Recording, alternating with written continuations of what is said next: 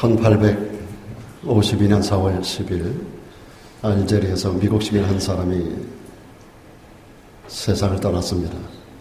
그리고 나서 31년이 지난 후에 미국의 정부가 알제리에서 31년 전에 세상을 떠난 미국 시민 그 사람의 유해를 미국으로 송환하기로 결정을 하고 미국으로 군함을 통해서 그 시신을 모셔오는 과정이 있었습니다.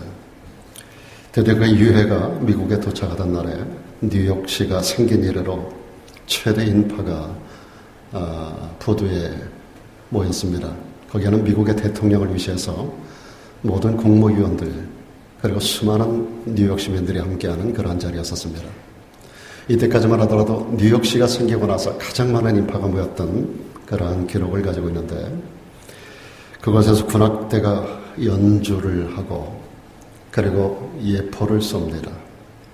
말씀드린 대로 대통령이 나섰습니다. 수많은 모든 국무위원들이 함께합니다. 수많은 사람들이 함께하는 가운데 유해를 실은 군함이 부두가에 도착을 하게 됩니다. 그런데 매우 흥미롭고 놀라운 사실은 이 주인공이 유명한 정치가가 아니라는 겁니다. 유명한 어떤 작가도 아니고 유명한 어떤 사업가도 아니고 일반적으로 세상 사람들이 다 알만한 그러한 사람이 아니라고 하는 사실입니다. 그는 단지 평범한 한 시민에 불과했는데요. 그렇다면 무엇 때문에 이렇게 많은 미국 시민들이 무엇 때문에 대통령까지 동원이 되고 그리고 국무위원들이 함께 도열하고 군부대가 예포까지 쏘면서 군악대를 울리는 그런 가운데 일반 시민 한 사람을 이렇게 영광스럽게 맞이했을까요? 그것은 이분이 살아있을 때 지었던 노래 가사 그 하나 때문이었었습니다. 그 노래 가사는 세상에서 가장 소중한 가치를 지니고 있는 그 어떤 의미를 가지고 있는 내용입니다. 그 노래는 이렇게 시작됩니다. 즐거운 곳에서는 날 오라 해도 내 쉴 곳은 작은 집, 내 집뿐이리. 꽃 피고 세우는 집, 내 집뿐이리.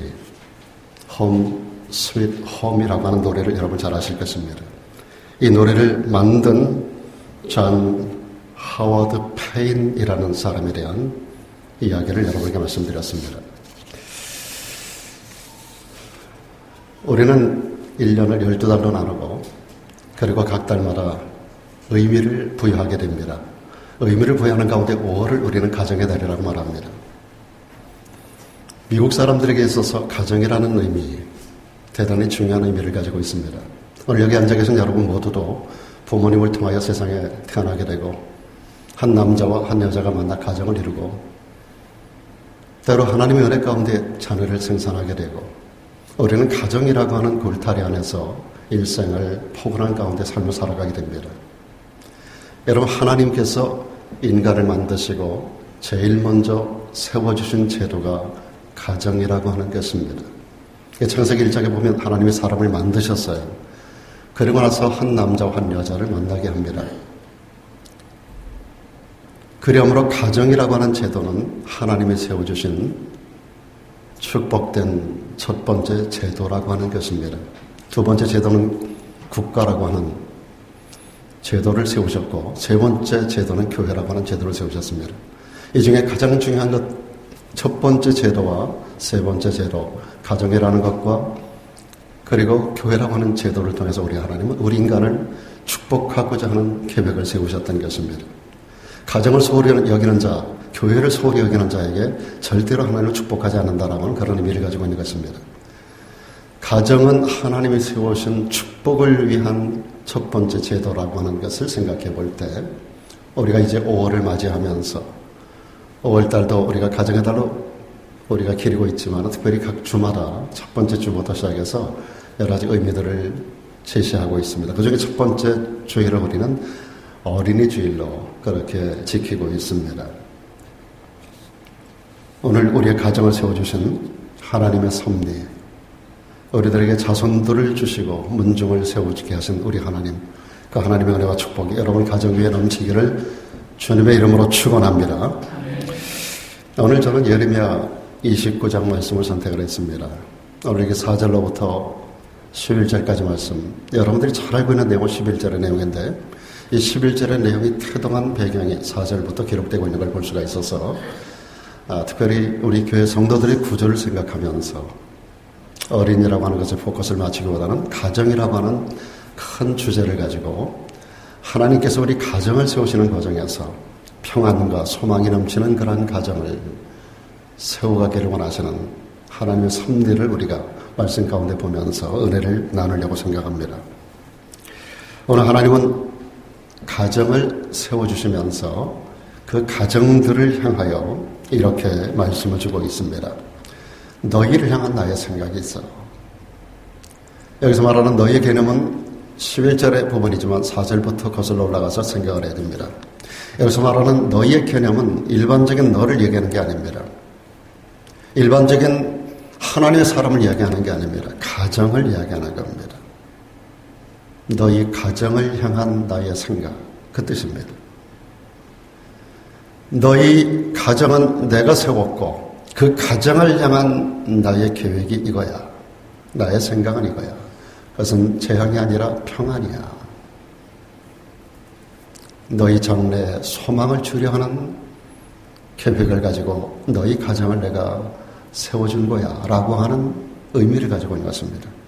우리 11절의 말씀을 가지고 여러분 1년에 이 기독교 단체에서 조사한 걸 보면 연중에 가장 많은 클릭 수를 조회하는 게 예레미야 29장 11절 이 말씀입니다. 모든 그리스도인들이 가장 파퓰러하게 그리고 가장 좋아하는 그런 구절이 이 말씀인데 이 말씀은 어떤 개인을 향한 게 아닙니다. 우리의 가정들을 향한 것입니다.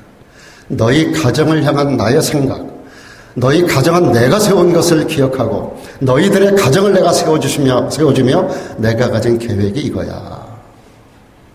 그 가정에 대한 나의 생각은 재앙이 아니야. 가정을 통하여 너에게 평안을 주려고 하는 것이야.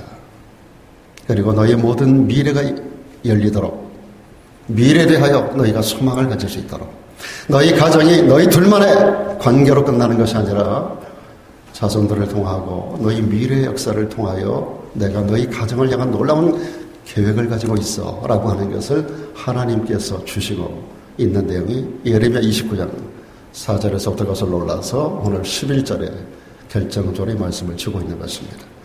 너희 가정을 향한 나의 계획. 오늘 가정을 가지신 여러분들, 여러분 가정을 향한 하나님의 계획, 하나님의 생각은 재앙이 아닙니다. 때로 우리는 재앙을 당할 수도 있지만 그것은 하나님의 본뜻이 아닙니다. 하나님의 생각은 평안입니다. 하나님의 여러분의 가정을 향한 근본적인 계획이 있습니다. 장래 놀라운 소망 가운데 여러분의 삶을 이끌어가기를 원하는 줄로 믿습니다. 그렇습니다. 좋으신 하나님은 자녀들의 형통을 기뻐하신다라고 말씀하셨습니다. 그리고 우리 한 사람 한 사람에게 평안과 장래, 미래사의 경영 속에서 미래 경영을 아름답게 꿈꾸고 살아갈 수 있도록 소망을 우리에게 주시는 줄로 믿습니다. 여러분, 이 올해 한 주일 한 날 이 아침에 이 말씀 듣는 것만으로도 우리는 정말로 큰 위로를 받습니다. 이 한마디의 선언 앞에서 우리는 너무나 감사할 수밖에 없어요. 이 말씀을 기억하며 우리는 우리의 자녀들을 새롭게 바라볼 수 있고 내 남편을, 내 아내를 새로운 의미를 가지고 바라볼 수 있는 눈이 열리게 되는 것입니다. 나에게 이 아내를 주신 이유는 우리 가정의 평안을 위하고 나의 미래 소망을 위한 것이구나. 나에게 이 남편을 붙여준 이유는 나의 삶의 평안을 주기 위하고 내 미래 소망 있는 자가 되기를 위해서 주신 것이구나. 내 가정에 자녀를 주신 것은, 우리 부모 형제를 허락하신 것은 그들을 통하여 내가 평안을 얻게 하고 미래 소망을 갖게 하시는 의도적인 계획이 있구나라고 하는 이 말씀 앞에 우리는 우리 가족을 새로운 각도에서 바라볼 수 있습니다. 내 아내를, 내 남편을, 그리고 아직까지는 엉망진창으로 성장하는 것 같지만 우리의 자녀와 손자, 손녀들을 우리가 그런 각도에서 바라볼 때 우리는 우리 가정에 대한 하나님의 놀라운 경륜 앞에 무릎 꿇고 감사할 수밖에 없는 자가 되게 되는 것입니다. 제가 쓰고 있는 안경이요, 이 다초점 안경이라고요. 멀티포칼 렌즈라고 하는데, 이 렌즈는 여러 그 시각을 보게 하지만 특별히 3가지 거리를 따라서 잘 보게 하는 효과를 가지고 있습니다. 이 상층 부위는 먼 곳을 잘 보게 하고, 중간은 좀 가까운 곳, 그리고 제일 아래쪽은 아주 이 아래쪽, 아주 가까운 곳을 잘 보게 하는. 옛날에는 근시, 원시로만 그런 하나의 안경 렌즈를 가지고 봤지만, 요즘은 멀티포칼, 여러 가지 그 각도를 가지고 모든 것을 잘 볼 수 있는 그러한 그 다시각적인 그런 렌즈를 우리가 끼고 있습니다. 저는 이런 안경을 끼고 있어요. 이 안경이 제 안경입니다. 그런데 여러분의 나이, 제 나이쯤 되면 아마 대부분의 사람들, 예외도 없지 않아 있습니다만 평생 안경 안 쓰시는 분도 계시죠. 그러나 일반적으로 나이가 좀 들어가다 보면 대충은 이런 안경을 써야 된다라고 생각이 됩니다. 우리가 살아가는 이 땅 가운데서 우리는 크리스찬으로서 이런 영적인 안경을 쓰고 살아야 된다라고 저는 생각을 해요. 오늘 우리는 현재만을 바라보는 안경을 쓰고 세상을 살면 안 됩니다. 우리의 시각이 현재만을, 내게 주어진 환경만을, 주어진 이 삶의 어려운 환경만을 바라보는, 그것 때문에 울고 웃고, 그것 때문에 실망하고, 그것 때문에 낙심하는 그런 자가 되어서는 안 된다는 것입니다. 우리 미래의 모든 것들을 하나님께서 소망 가운데 예비하고 우리의 삶을 이끌어 가시는 거 하나님. 우리의 미래는 우리의 손에 있는 게 아닙니다. 우리의 미래는 하나님의 손 안에 있습니다. 우리는 하나님의 자녀된 백성들입니다. 그분은 자녀들의 형통을 기뻐하신다고 했고, 우리 미래에 소망을 주시는 하나님이라고 말씀하셨습니다. 그렇다고 한다면 우리는 우리 눈앞에 보이는 현상만, 현실만, 어둡고 답답한 삶의 현장만, 사회에 잘 되네 안 되네, 자식이 어떠네, 우리 삶이 어떠네, 남편이 어떠네, 주어진 환경만 바라보면서 우리가 원망하고 불평하는, 오늘 우리는 최근에 민수기를 통해서 새벽 기도의 시간에 계속되는 은혜 가운데 섰습니다마는, 이스라엘 백성들은 계속하여 모든 미래 하나님 놀라운 것을 예비하고 이끌어가는 가운데서도 그들은 한날 한시 매 주어진 상황만을 바라보면서 원망하고 불평하고 없음을 탓하고 과거를 회상하고, 차라리 애굽에 종살이 할 때가 좋았다고, 차라리 우리가 광야에서 죽었으면 좋겠다고 매일같이 원망하고 불평하고 투덜거렸던 이스라엘 백성들의 모습처럼, 오늘 우리는 우리에게 주어진 삶의 현장만을 바라보면, 근시안적으로 내 앞에 것만 바라보면, 우리 환경만 바라보면 우리는 그런 생각을 가질 수 있지만, 그러나 하나님께서 이스라엘 백성들 전체를 이끌어냈을 때는 그 어려운 모든 환경을 통과한 이후에 그들에게 약속한 땅, 가나안 땅으로 인도하는 것이 하나님의 계획이었던 것인 줄로 믿습니다. 그 가나안 땅에서 그들의 삶이 속된 말로 잘되고 잘되는, 요한 3서 2절의 말씀처럼 그들이 영원히 잘되기를 원하시는 하나님, 그들의 범사가 잘되기를 원하는 하나님, 그들의 영광과 육이 잘되고 형통하기를 원하시는 하나님, 그들에게 생명을 주시고 더 풍성히 얻게 하시기를 원하시는 하나님, 그 하나님 놀라운 계획 가운데서 젖과 꿀이 흐르는 가나안 땅을 미래사 속에 예비하고 계신데, 그들의 눈은 현장만, 현실만을 바라보는 거예요. 오늘 우리는 이 멀티포칼 렌즈를 쓰고 영적 눈을 가지고 멀리 바라보고 미래를 바라보고 하나님이 예비한 것들을 향하여 믿음에서 하는 싸움을 싸우고 달려갈 길을 달려가고 믿음을 지켜야 할 줄로 믿습니다. 그럼 우리 가정들이 평안과 소망 넘치기를 원하시는 그 하나님의 섭리 앞에서 어떻게 하면 우리는 평안을 누리고 소망 가운데 우리 인생을 아름답게 만들어갈 수 있을까요? 오늘 말씀은 3가지를 우리에게 제시합니다. 제일 먼저 주시는 말씀은 모든 가정에 어려움이 있음을 먼저 인지해야 합니다. 너나 할 것 없이 우리 모두는 죄 가운데 태어나 죄 가운데 삶을 살아가면서 우리가 본어게인 크리스찬으로 산다 하더라도 우리의 삶은 여전히 어려움 가운데 있다는 걸 인지해야 돼요. 그러면서 장래 소망을 주시는 하나님을 믿음으로 어려운 환경을 이겨낼 수 있어야 하는 줄로 믿습니다. 오늘 말씀은 바벨론에서 포로 생활을 하고 있는 이스라엘 백성들에게 예레미야를 통하여 하나님이 보내주신 편지의 내용입니다. 바벨론에 그들은 포로로 끌려갔습니다. 지금 오늘 이 말씀이 주어진 때는 바벨론 포로 초기였었습니다. 그들은 갑자기 자유를 잃어버렸어요. 바벨론 사람들에 의하여 끌려갑니다. 쇠사슬에 묶여 끌려가고 매를 맞으며 자유민의 자유를 잃어버리고 종놈들이 되어서 바벨론 사람들에 의하여 수많은 고난을 당하는 그런 환경 속에 처하여진 그들을 향하여 하나님께서 예레미야라는 선지자를 통하여 편지를 써서 그들에게 보내준 것이 예레미야서입니다. 그들은 모든 것을 상실해버렸습니다. 모든 것이 깨어져 버리고 말았어요. 꿈도 물거품이 되고 말았어요. 자유를 상실해버린 백성들, 그리고 바벨론에 의하여 폭압과 그리고 수없이 많은 고난을 당하는 이 백성들, 거기다가 이때는 말씀드린 대로 포로민의 초기 때 상황입니다. 어떤 일이든지 처음에 어떤 변화되는 환경이 적응하기가 어려운 거예요.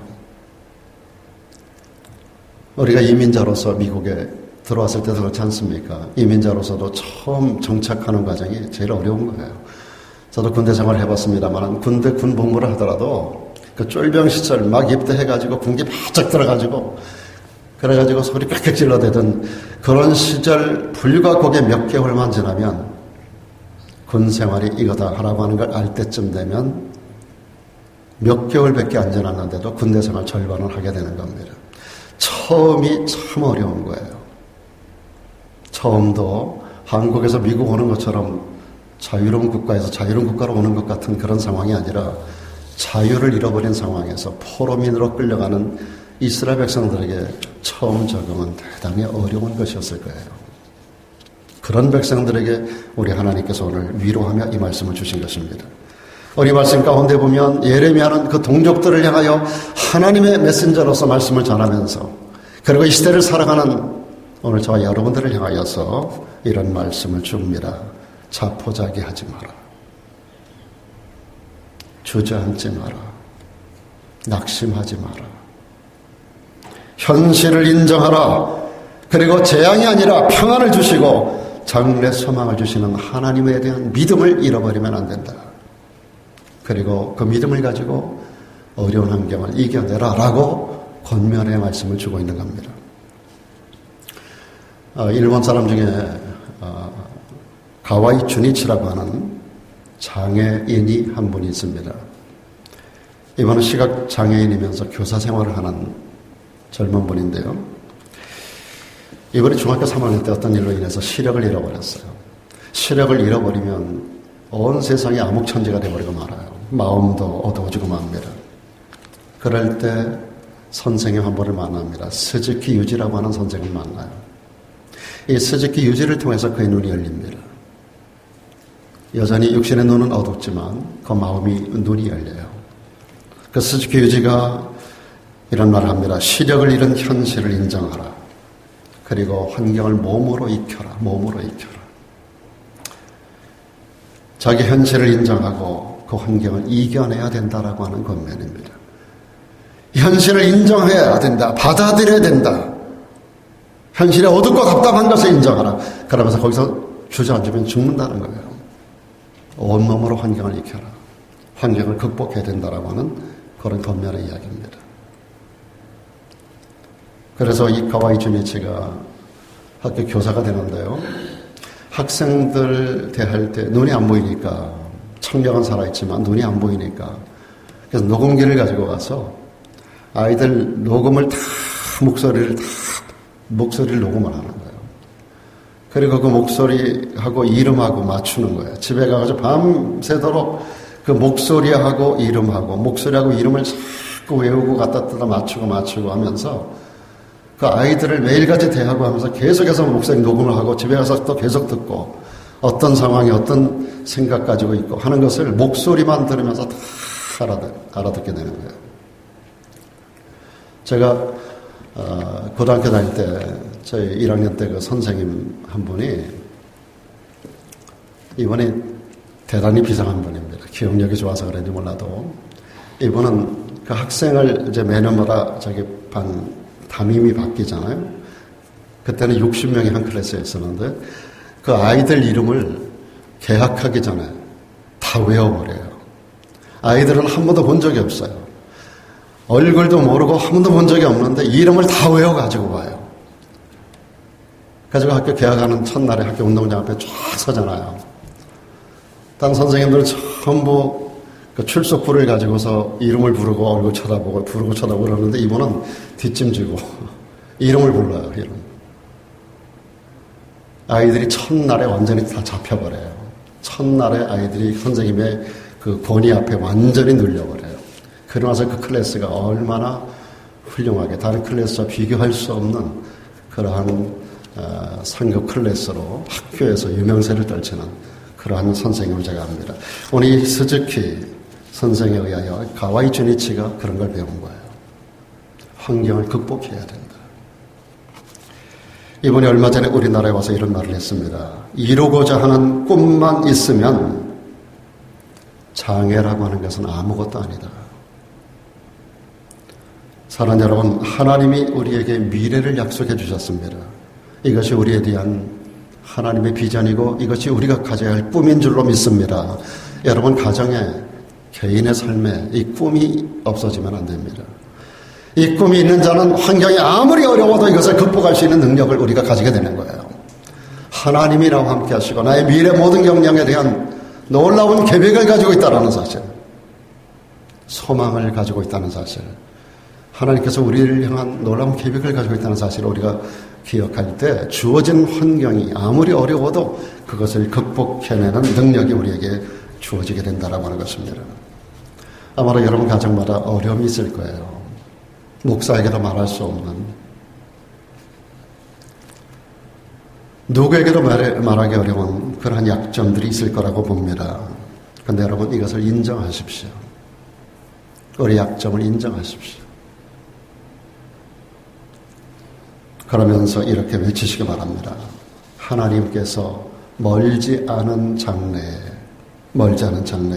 우리 가정을 번성케 하실 것이다. 멀지 않은 장래에 하나님은 우리의 가정을 번성케 하실 것이다. 주어진 환경만 바라보지 말고 이 믿음을 가지고 외치시기를 축원합니다. 하나님은 포로 생활의 어려움 속에 있었던 이스라엘 백성들을 그렇게 격려하셨어요. 오늘 우리들에게도 우리 가정들에도 경제적인 것 때문에, 환경적인 것 때문에, 건강 때문에, 때로는 신분 때문에, 때로는 사업 환경 때문에, 가족 간의 여러 갈등 때문에 어려움이 있지만 잘 감당하면서 내가 주는 평안과 미래 희망을 품으라고 하는 하나님 말씀을 우리가 가지고 이 모든 환경을 능히 극복하는 믿음의 사람들이 되기를 주의 이름으로 축원합니다. 그것뿐만 아니라 우리 가정들이 평안해지고 소망 넘치는 가정이 되기 위해서 오늘 본문 6절 가운데서 번성하기를 위하여 심써야 된다라고 하는 말씀을 줍니다. 이렇게 기록합니다. 아내를 취하여 자녀를 생산하라. 너희 아들로 아내를 취하며 너희 딸로 남편을 맞아 그들로 자녀를 생산케 하라. 그래서 너희로 거기서 번성하고 쇠잔하지 않게 하라. 거기는 어디입니까? 바벨론 땅입니다. 형편이 어떤 형편입니까? 지금 포로민입니다. 거기서 너희들이 정신줄 놓고 거기서 너희들이 아무렇게나 살고 소망을 잃어버리면 너희들은 쇠잔할 수밖에 없어. 그런데 너희들은 쇠잔하면 안 돼. 거기서 번성하는 자가 돼야 돼. 아내를 얻어 자손을 낳고 딸을 시집 보내고 아들을 장가 보내고 그래서 자녀를 많이 낳게 해서 산하제한이 아니라 거기서 번성해야 된다. 그래서 쇠잔하지 않게 하라고 말씀하고 있습니다. 우리 대한민국의 제일 큰 위기가 뭐예요? 인구 소멸입니다. 두 사람이 결혼해가지고 0.7명을 낳는다는 거 아니에요? 앞으로 한 제너레이션이 지나면 어떻게 될까 싶습니까? 정말로 무서운 세대가 예고가 되고 있는데, 인구 소멸 무서운 거예요. 여러분, 이스라엘 백성들이 바벨론으로 포로 잡혀갔죠. 그래서 인구가 소멸되면 안 된다는 거예요. 거기서 번성하라고 하는 말씀을 줍니다. 믿음의 집안에서 자라는 자녀들은 믿지 않는 가정의 자녀들과는 확실히 아이들이 달라요. 성장할 때 보면 별로 다른 걸 몰라요. 근데 성장하고 나면 분명히 달라집니다. 저는 제 주변의 친구 목회자들도 보면은요, 목사들이 자녀들에게 여러분 일반 성도들처럼 좋은 거 아이들에게 공급 못 해줘요. 목회자들의 생활이 다 거기서 거기에요. 은퇴가 나면 다 은퇴 이유를 다 막막하게 생각해요. SSA로 받는 거, 그거 별로 얼마 되지 않아요. 지금 여기 제가 이번에도 우리 목사님들 만나고 왔는데, 은퇴 시기가 돼가는 목사님들 전전긍긍해요. 은퇴하면 어떻게 될까? SSA로 받는 게 얼마 안 되니까. 대부분의 목사님 다 그렇지 않느냐고 그들 입으로 똑같이 이야기를 해요. 저도 별로 다르지 않습니다. 저도 당장 은퇴하고 나면 미국에서 살 만한 경제 여건이 안 됩니다. 그런데 여러분, 그들의 자녀들을 보면 다 잘 돼 있어요. 그런 어려운 환경 속에서 아이들이 컸는데도 아이들이 다 어디 가서는 다 한몫 다 하고 있어요. 큰일들 하고 있어요. 제가 한국에서나 전 세계적으로 얼마나 많은 목회자들 제 친구로 두고 있습니까? 주변에 보면은요, 다 잘 돼 있어요. 정말로 다 잘 돼요. 지금은 달라 보이지 않아도 분명히 나중에는 달라지는 것입니다. 여러분의 자녀도 마찬가지입니다. 여러분, 불교에서는요, 불교를 진실로 믿겠다는 사람을 데려다가 이 팔뚝에다가 향을 꽂습니다. 그리고 그것을 태워요. 그런 의식을 합니다. 그럼 거기에 이제 흉터가 남아요. 이렇게 성장한 사람들에게 전도를 합니다. 예수 믿죠? 교회 다니시죠? 그러면 이걸 보여줘요. 이것 때문에. 교회는 가고 싶은데 이것 때문에 하고 보여줍니다. 그래서 캐톨릭 교회에서는 5세 전에, 5살 전에만 우리 교회로 보내주면 평생 동안 캐톨릭 신앙을 떠나지 않게 하겠다라고 하는 그런 교육 이념을 가지고 있습니다. 우리 자녀들이 신앙 안에서 자라도록만 우리 부모 세대가 힘을 쓰신다면, 지금은 여러분 잘 모르지만 그러나 이 아이들이 성장해서 평생을 두고 하나님의 영광을, 그리고 물이 바다 덮음같이 여호와의 영광을 온 땅 가운데 덮어나가는 위대한 역할을 감당해 나가는 인물들로 세워져 갈 줄로 믿습니다. 미국의 청교도 역사에서 가장 위대한 지도자가 1703년도에 태어났습니다. 조나단 에드워즈라는 목사님이에요. 이분이 55년밖에 세상을 살지 못했어요. 1777년도에 미국이 독립을 선언하니까 1620년도부터 시작해서 그 기간 동안에 미국은 독립한 국가가 아닌데, 그런 가운데서 미국이 세워져 나가는 가운데서 굉장히 영적으로 퇴락을 합니다. 청교도 국가로 세워짐에도 불구하고. 근데 조나단 에드워즈 이분이 태어나가지고 소위 국가적으로 미국의 영적 대각성 운동을 선도합니다. 미국이 깨어나는 거예요. 이 한 사람 때문에. 신앙 부흥 운동을 일으키고 그 영향으로 해서 해외 선교 운동이 강력하게 일어나요. 그 영향력 가운데 우리나라에도 기독교 복음이 들어오는 기회가 된 것입니다. 한 보고서에 의하면 조나단 에드워즈 목사님의 그 후손들 873명을 조사한 리포트가 있습니다.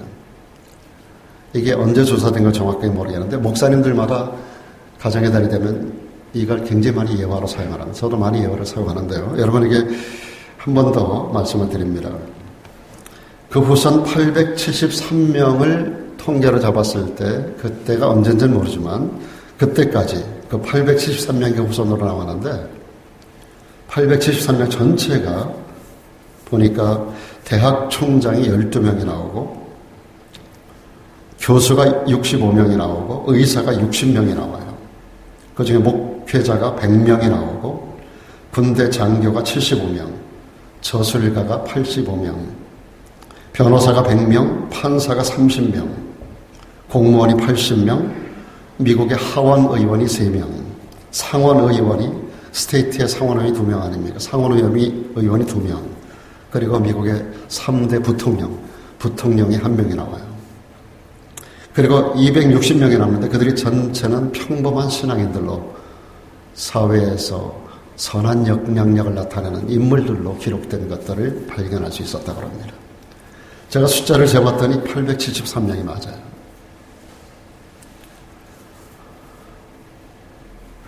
그분이 1703년생으로 1758년도 세상을 따랐어요. 불과 그분은 55년밖에 못 살았어요. 그러면서 몇 세대가 지났는지 모르지만은 870명 단위가 될 때까지 이런 훌륭한 문중을 건설해내는 위대한 역할을 하게 됩니다. 제가 아까 말씀드렸습니다. 목사님들이 이분에 대한 예화를 많이 쓰는데 어떤 예화로 주로 쓰는가 하면 예수 잘 믿으면 이런 축복을 받는 가정이 된다고 하는 예화로 사용합니다. 근데 저는 오랜 시간 그걸 말씀드리려고 하는 게 아니에요. 우리가 예수를 잘 믿고 신앙생활을 바로 아이들에게 전수하게 되면 우리 가정이 복을 받는 건 첫째지만 두 번째로 그들의 대사회적인 영향력입니다. 그 한 사람이 단순히 복을 받는다는 개념이 아니라 이 사람들이 사회적인 얼마나 위대한 영향력을 나타냈겠느냐 말이에요. 미국의 병든 영적인 역사를 조나단 에드워즈가 깨우는 대각성 운동을 일으켰다라고 할 때 그 우선 870명 이상의 이 사람들이 몇 제너레이션을 지나면 미국의 각처에 퍼져서 미국이란 나라 전체를 모든 영적인 역사를 선도하고 정신세계를 선한 역사로 하나님의 나라로 이 땅을 만들어가는 전체 미국 역사의 베이스먼트를 구축해 나갔다라는 사실이에요. 이게 굉장히 중요한 이야기예요. 우리가 예수 믿어서 내가 하나 잘 되고 내가 하나 잘 먹고 내가 하나 복 받는 이런 개념의 문제가 아닙니다. 우리가 예수를 잘 믿는다는 것은 나로 인하여 사회적인 영향력을 나타낸다는 거예요. 제가 이렇게 이 사람들이 그 자손들이 뭐 됐다라고 하는 것은 그 자체에서 그 자체가 복을 받았다는 얘기가 아니에요. 그 하나를 출세했다는 얘기가 아니라 그 사람들이 그 위치에서 얼마나 많은 사람들에게 선한 영향력을 나타냈겠느냐가 말이에요. 다시 한번 말씀드려볼게요. 대학 총장이 12명. 자기 한 사람을 위한 게 아니잖아요. 대학 총장. 교수가 65명. 의사가 60명. 의사가 자기 몸 치료하려고 의사 되나요? 얼마나 많은 사람들에게 그 영향을 나타내겠어요. 목회자가 100명. 자기에게 설교하나요, 목사가? 얼마나 많은 사람들이 설교하는 목회자가 100명. 군대 장교가 75명. 글 쓰는 저술가가 85명. 변호사가 100명. 판사가 30명. 공무원이 80명. 미국의 하원 의원이 3명. 상원 의원이 2명. 부통령이 1명.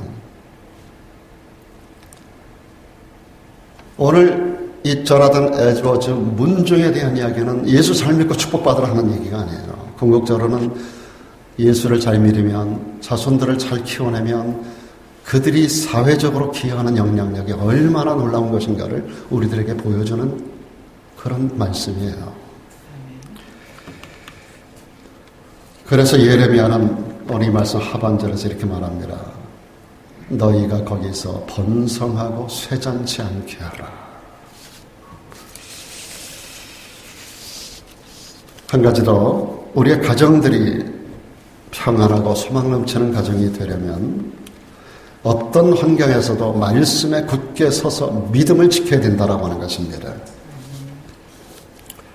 예레미야는 이스라엘의 모든 세워지는 가정들을 향하여 이렇게 권면합니다. 만군의 여호와 이스라엘의 하나님이 이같이 말하노라. 너희 중 선지자들에게와 복술에게 혹하지 마라. 이 선지자는 거짓 선지자를 말합니다. 복술자는 점쟁이들을 말합니다. 거짓 선지자들과 점쟁이들에게 속아 넘어가지 말라는 겁니다. 너희가 꾼바 꿈도 신청하지 마라. 무슨 말이에요? 무슨 꿈 꿨네 하면서 그 꿈을 자기 자의로 해석해가지고 꿈에 매어가지고 살아가지 말라는 겁니다. 소위 말하는 건 다 개꿈으로 해결하는 거예요. 이런 것들이 너희의 삶을 끌어가는 인도자가 되면 안 된다는 겁니다. 거짓 선지자들에게 혹하지 마라. 하나님의 말씀을 정확하게 알라는 거예요. 거짓 선지자에게 혹하지 말고 복술자에게 점쟁이들에게 마음을 두지 말고 무슨 꿈을 꿨네, 그 꿈이 어떠네, 이걸 자의적으로 해석해가지고 꿈에 매어가지고 살아가지 말라는 겁니다. 우리의 삶의 분명한 방향성을 하나님 말씀에 포커스를 맞추라는 거예요. 말씀이 우리 삶을 지도하게 해야 할 줄로 믿습니다. 이게 하나님께서 이스라엘 백성들의 가정에게 편지를 예레미야의 손에 의탁해서 보낸 편지, 하나님의 말씀이에요. 너희가 거짓 선지자에게 속지 말라. 복술자들에게 마음을 두지 마라. 너희 꿈 꾼 거 가지고 그거 가지고 세상에 가르침 가지고 그런 데 현혹되지 마라. 하나님의 말씀으로 너희 인생의 기초를 삼아라. 하나님의 말씀으로 너희 인생의 방향성을 정해라. 말씀으로 인생을 받추는 베이스가 되게 하라. 그렇습니다. 하나님 말씀에 근거한 믿음을 굳게 지킬 때 재앙 대신 평안이 오는 줄로 믿습니다. 하나님 말씀에 굳건하게 우리 인생을 세워나갈 때 우리 장래에 소망이 열리게 되는 줄로 믿습니다. 말씀이 곧 하나님입니다. 예수 그리스도의 명칭이 His name is called the Word of God. 하나님의 말씀이에요. 하나님의 말씀, 말씀이신 그분이 주신 생명의 말씀, 이것이 복음이에요. 예수가 복음이에요. 그 터 위에 우리 인생을 세워나가는 겁니다. 믿음의 주를 바라보는 거예요. 온전케 하시는 그분을 바라보는 거예요. 그리고 좌로나 우로나 치우치지 말라는 거예요. 거짓 선지자들, 복술자들, 꿈, 세상의 가르침 이런 것 따위에 너희의 마음을 두지 말라는 거예요. 하나님 말씀에 인생을 세우고 우리가 자녀를 가르칠 때 하나님 말씀으로 터를 세워 이 아이들 그 위에 세워주라는 겁니다. 그래서 어려서부터 눈을 뜨면 글을 읽을 줄 알면 성경부터 갖다 줘야 되는 거예요. 성경부터 읽게 해야 돼요.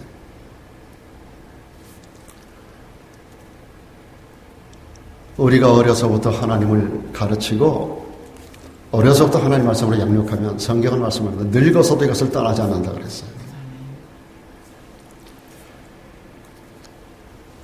한 사람 이야기하고 오늘 말씀을 정리하겠습니다. 황해도 장현군이라는 데 소래마을이라는 곳이 있습니다. 인천에도 소래마을이 있는데요. 황해도 바로 밑에가 인천 그쪽에 소래마을을 따서 소래마을에 있는지 모르겠습니다만은 그 지역에 가면 80여호가 살아가는 조그만 어촌 마을입니다. 지금 북한에서는 황해도도 황해남도 황해북도로 이렇게 나눠놨는데요. 지금은 황해북도에 속하고 황해북도 용연군이라는 곳에 저희 부모님들이 황해도 출신들이고 그래서 저도 황해도 만들 그리는데요. 그 황해북도 용연군이라는 곳에 있는 아주 작은 어촌 마을입니다. 의주가 고향인 서상련이라는 사람이 만주에서 성경을 번역을 합니다. 1800년대 이야기입니다. 성경을 번역을 해서 이걸 가지고 들어오다가 그것 때문에 이제 이 그러니까 성경을 번역해서 반입하다가 그게 걸려가지고 이제 감옥살이를 하게 됩니다.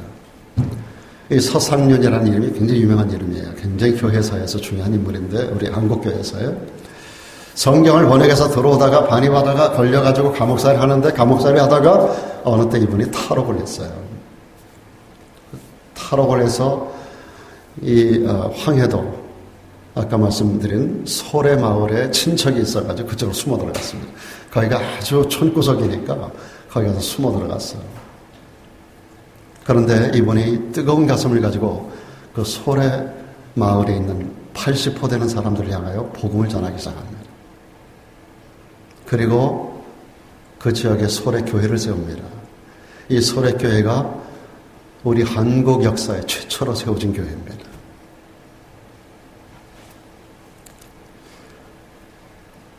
이 소래 마을에 마침 김시성을 가진 양반이 한 분이 있었습니다. 이분이 높은 벼슬을 했기 때문에 대감님으로 불려진 사람이에요. 근데 그 집의 부인이 안성은, 저희 딸아이 이름이에요. 안성은이라는 아내가 있었는데, 이 안성은, 이분이 바로 전도를 받았어요. 예수를 믿었어요. 예수를 믿고 교회에서 뜨겁게 봉사를 하면서 한국 최초의 권사님이 됩니다.